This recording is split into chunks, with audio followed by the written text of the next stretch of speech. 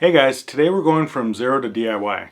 I'm going to show you how to build an insulated container for your sous vide cooker. That way you can save time, energy, and cook more at once with it. If you have any questions, comments, or suggestions, go ahead and leave a comment below. If you like what you see, like the video, subscribe, and ring the notification bell. Hope you enjoy.